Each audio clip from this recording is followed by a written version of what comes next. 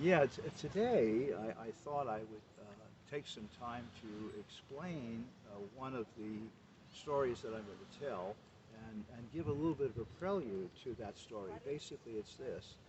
I have to mention two friends that go back to college, and we had animal names. I think I mentioned to you I'm the fox, and we have a squirrel, and we have a bear.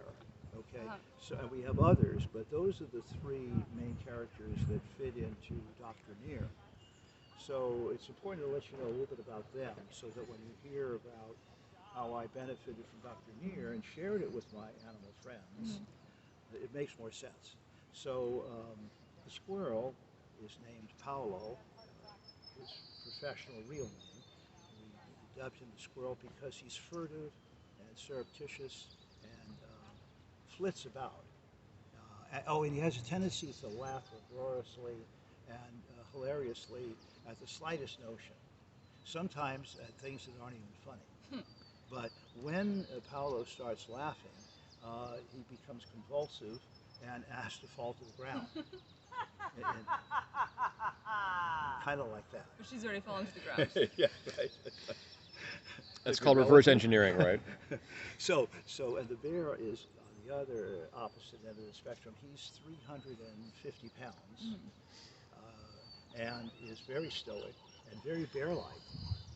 And he takes no prisoners. What do you mean by bear-like? Well, in other words, he is serious. He is. He'll hibernate for long periods of time. You won't see him. He's massive. He's nobody to mess with. You don't want to, get the bear mad. And, Don't poke the bear, as they say. yeah, don't poke the bear. So they're very much opposites. Okay. Now let's jump forward quickly to Dr. Near. And the fox? Why are you? I'm named the fox because I'm so damn clever. Of course. And they just said this is a name for you. And not only are you a fox, but now that you're aging, you're the silver-lined fox. So I had to get a silver fox stole or a piece of fur to hook onto my coat, because I used to go bar hopping as the silver-lined fox. And I also had a nose ring. It's quite the revelation. Yeah. Yeah. And this was early 70s, I would say 70 to 74. The Marina, North Beach, and I became the after-hours bartender. You so, did? Yeah, I would start at 2 o'clock. The police would come in, we'd serve them, and continue for another hour. Really?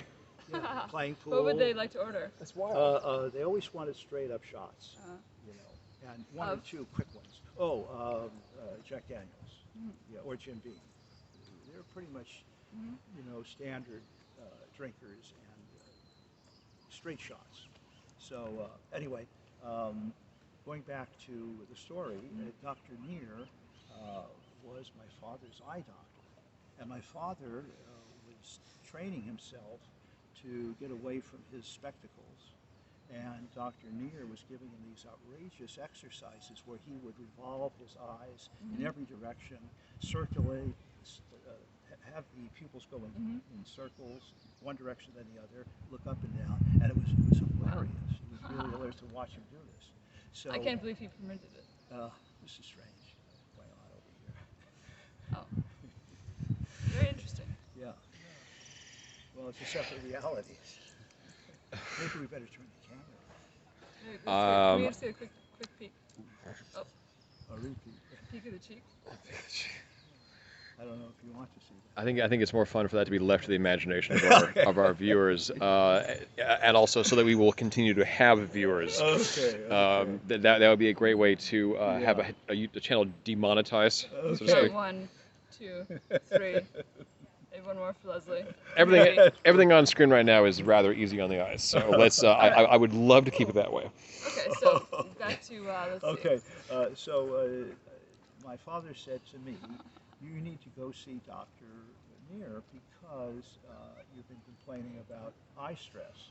I had just started a new school teaching, and I felt a lot of pressure to perform, a lot of disciplinary issues. What age was this? I was about 21, Okay. fairly young high school teacher. So anyway, this... Oh, you're already teaching in high school at 21. Yeah. Wow. That must be tough. Yeah, it was tough, and I had what developed was I was smoking a lot at that time, very thin, and wasn't eating properly, and stressed out from this trying to perform and do well, and the optic nerves became very tight. I don't know if you've ever experienced that optical stress. May I ask how you diagnosed that? Oh, Because I wouldn't necessarily know Oh, if Other I kinds was. of head okay. What tension. happened is at the blackboard, as I turned around to write in the blackboard, I began to see a doubling of my letters, Yeah. a little bit of a double vision. So that's when I was discussing with my dad, because he had a lot of eye experience, and he said, "See Dr. Neer." I said, "Okay." Then, of course, I can go into the story later, or I can continue it now. Maybe we can continue it now. But prior to this experience at the blackboard teaching, you had, if I'm not mistaken, perfect vision.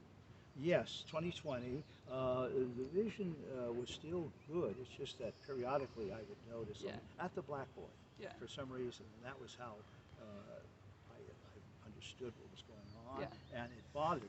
Right. Because I thought, how is this going to become? Is it going to become any worse? Yeah. So Maybe that was my we could pause and then start a new one again. Sure. As Sure. we've discussed. You